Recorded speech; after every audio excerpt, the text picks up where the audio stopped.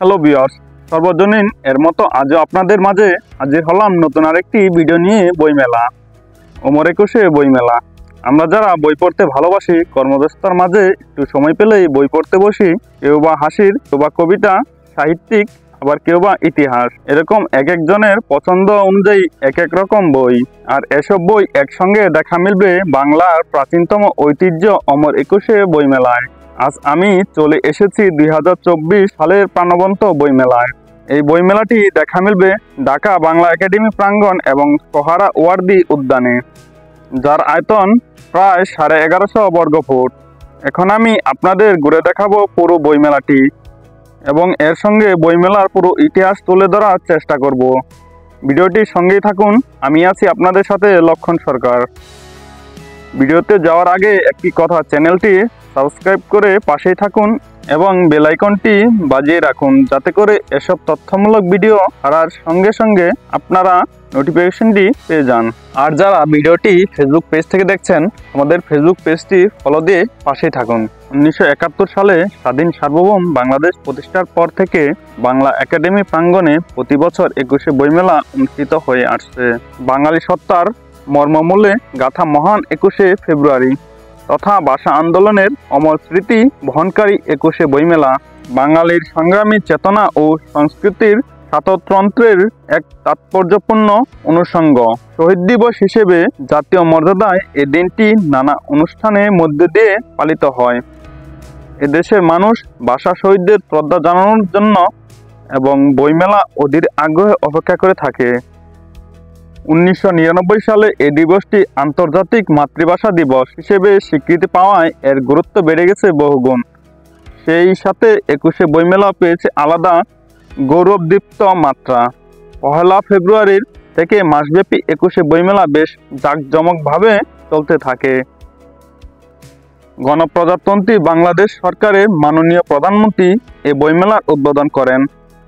কয়েক শত প্রকাশক তাদের জন্য বরাদ্দকৃত নিজ নিজ স্টল সাজিয়ে বই প্রদর্শন ও বিক্রি করেন।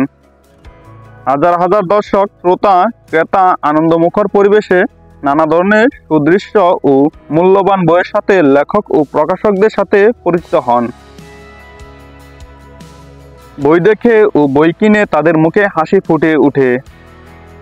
তারা এখানে আলোচনা, অনুষ্ঠান ও সাংস্কৃতিক অনুষ্ঠান উপভোগ করেন। খাবার স্টলে বসেও কবি লেখকদের সঙ্গে আড্ডা দেন অনেকেই।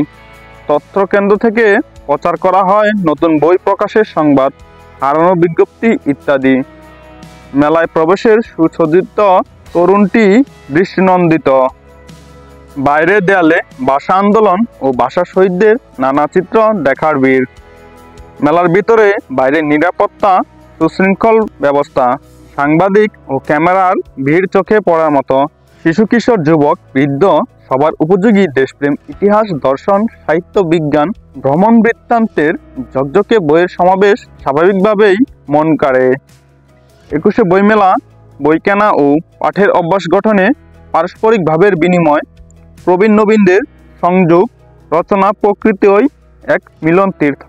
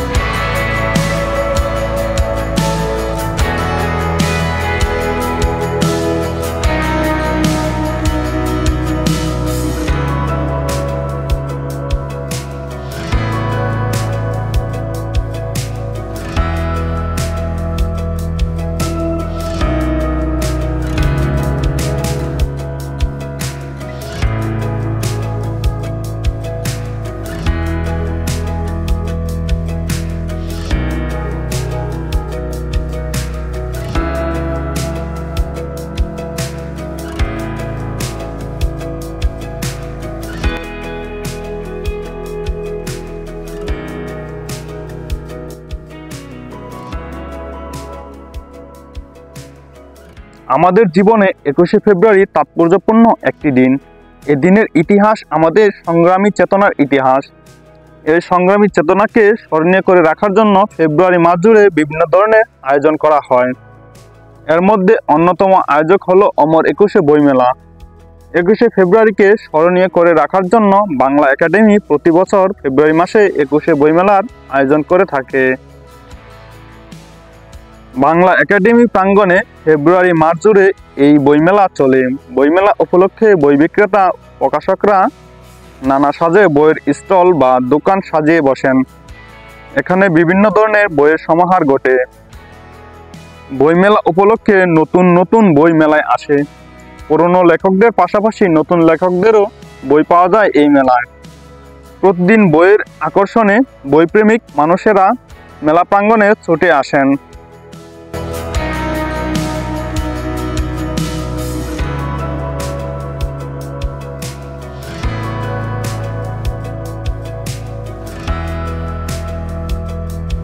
সাধারণ মানুষের পাশাপাশি লেখক, ভাষাবিদ ও বরেণ্যের সব ব্যক্তিত্ব বইমেলায় আসেন। লেখক ও পাঠকদের আনন্দ ঘন এক মিলন মেলা তৈরি হয় এই মেলায়। এটি বাংলার একাডেমি একটি মহৎ উদ্যোগ ও আয়োজন। বইমেলার ফলে পাঠকরা এক জায়গা থেকে তাদের পছন্দের বইগুলো কিনতে পারেন। এছাড়া বই কেনার প্রতি সাধারণ মানুষের আগ্রহ তৈরি হয়।